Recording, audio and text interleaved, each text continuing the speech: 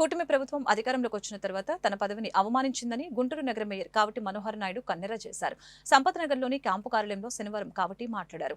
ఈ నెల 17న standing committee సమావేశం ఏర్పాటు చేస్తున్నట్లు అధికారులు ముందస్తుగానే తనకి సమాచారం కూడా ఇవ్వలేదని మండిపడ్డారు. అజెండాలో అంశాలని తన దృష్టికి తీసుకుని రాలేదని తెలిపారు.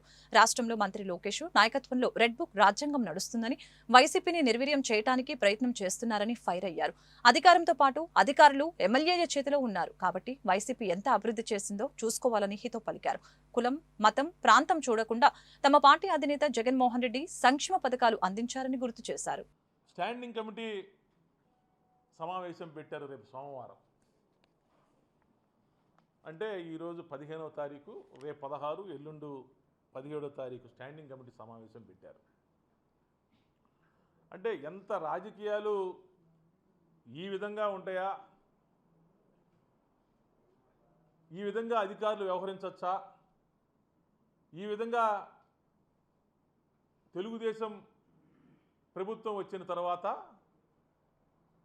ఈ విధంగా వ్యవహరించవచ్చా, వైఎస్ఆర్ కాంగ్రెస్ పార్టీకి సంబంధించినటువంటి మేయర్ని ఈ విధంగా అవమానించవచ్చా అనేది నాకు తెలిసి నేను చరిత్రలో ఇంతవరకు చూడలా. ఎందుకంటే ఇదే మున్సిపల్ కార్పొరేషన్లో, ఇదే గుంటూరులో కొన్ని సంవత్సరాల పాటు నేను కార్పొరేటర్గా వ్యవహరించా. ఎంతోమంది మేయర్లు చేశారు. ఎన్నో రాజకీయ పార్టీలు అధికారంలోకి వచ్చినాయి, అధికారం కోల్పోయారు.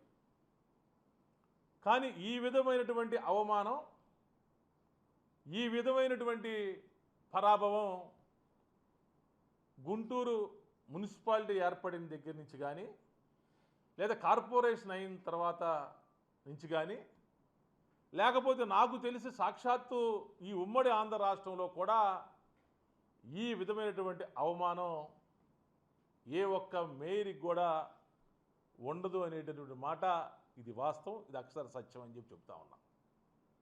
ఎందుకంటే సాక్షాత్తు 17వ తారీఖున, అంటే ఎల్లుండు సోమవారం మధ్యాహ్నం 3 గంటలకి కౌన్సిల్ సమావేశం హాలు నందు స్టాండింగ్ కమిటీ సమావేశం అని చెప్పేసి నాకు ఎజెండా నిన్న సాయంత్రం 7:30కి పంపించారు.